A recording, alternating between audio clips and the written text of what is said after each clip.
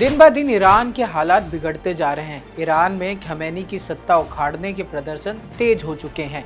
कई media reports ने यह भी दावा किया है कि अब तक ईरान की सरकार ने 2000 से ज्यादा प्रदर्शनकारियों को मौत के घाट उतार दिया है, लेकिन प्रदर्शन इसके बाद भी जारी हैं। हाल कुछ ऐसे हो गए हैं कि ये कहना भी गलत नहीं होगा कि क्या ईरान सिविल वॉर यानी गृह युद्ध के करीब है। आज की वीडियो में हम बात करेंगे इसी बारे में। नमस्कार, मैं हूँ यथार्थ, आप देख रहे हैं India.com। ईरान की सरकार के खिलाफ चल रहे प्रदर्शन ने नया रूप ले लिया है। ईरानी सरकार अब हर उस आवाज को दबाने की कोशिश कर रही है जो खमेनी के खिलाफ उठ सकती है, चाहे उसमें उसे कितने ही अपने लोगों को क्यों ना मारना पड़े। ईरान की इकोनॉमी की खस्ता हालत के खिलाफ शुरू हुए ये प्रोटेस्ट अब नया रूप ले चुके हैं। जहां मकसद पहले सरकार का ध्यान खींचना था, अब सरकार को उखाड़ फेंकने का है। सालों बाद ईरान में इस लेवल के प्रोटेस्ट देखे जा रहे हैं। कई लोगों ने तो ये भी कहा है कि ये प्रोटेस्ट इस्लामिक रेवोल्यूशन के जैसे हैं। जब शाह ईरान की सत्ता को सड़कों पर उतरे गुस्से में के सामने टिक नहीं पाई थी। फर्क बस इतना है कि तब भीड़ शाह के खिलाफ थी, आज खमेनी के खिलाफ है और उसके सिस्टम के खिलाफ है। आज ईरान की सड़कों पर जो गुस्सा दिख रहा है वो सिर्फ महंगाई या बेरोजगारी का नहीं है। ये गुस्सा धार्मिक तानाशाही, महिलाओं का अधिकारों का दमन और फ्रीडम की कमी का है।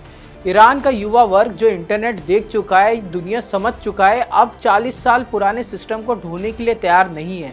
अब जरा अमेरिका के एंगल से भी समझिए। अमेरिका लंबे समय से ईरान को अपने लिए सबसे बड़ा खतरा मानता रहा है, चाहे न्यूक्लियर डील हो, चाहे ईरान पर लगाए गए आर्थिक प्रतिबंध, या फिर मिडिल ईस्ट में ईरान के प्रॉक्सी ग्रुप हिजबुल्लाह, हूती और हमास। हर जगह अमेरिका और ईरान आमने सामने खड़े नजर आते हैं। व्हाइट हाउस भले ही खुलकर ना बोले, लेकिन ये कोई रहस्य नहीं है कि अमेरिका ईरान में सत्ता परिवर्तन को अपने एक रणनीतिक जीत मानता है। यही वजह है कि अमेरिकी मीडिया, हॉलीवुड से लेकर सोशल मीडिया प्लेटफॉर्म तक ईरान के विरोध प्रदर्शनों को लगातार ग्लोबल नैरेटिव बना रहे हैं। कुछ रिपोर्ट्स ये भी क्या इशारा करती हैं कि ईरान के भीतर एक्टिविस्ट नेटवर्क को बाहर से नैतिक और डिजिटल समर्थन मिल रहा है। CIA का नाम आए बिना भी कहानी सब समझ रहे हैं। अब सवाल ये है, क्या ईरान सच में सिविल वॉर की तरफ जा रहा है?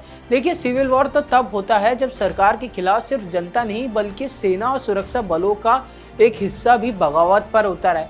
फिलहाल ईरान के रेवोल्यूशनरी गार्ड IRGC खमेनी के साथ खड़े दिख रहे हैं, लेकिन इतिहास गवाह है जब सेना का मन बदलता है तो सत्ता मिनटों में ढह जाती है।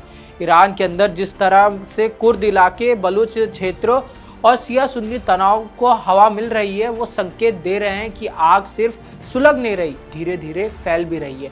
अगर ये आग बेकाबू हुई तो उसका असर सिर्फ ईरान तक सीमित नहीं रहेगा, उसका असर इराक, सीरिया, लेबनान, खाड़ी देश और सीधे अमेरिका की मिडिल ईस्ट की स्ट्रेटेजी पर पड़ेगा। और अंत में सबसे बड़ा सवाल ये है, क्या खमेनी का सिस्टम पहले की तरह टिक पाएगा या नहीं, या फिर ईरान का इतिहास एक नया मोड़ लेगा। फिलहाल के लिए बस इतना ही। ऐसे ही खबरों के लिए देखते रहिए India.com।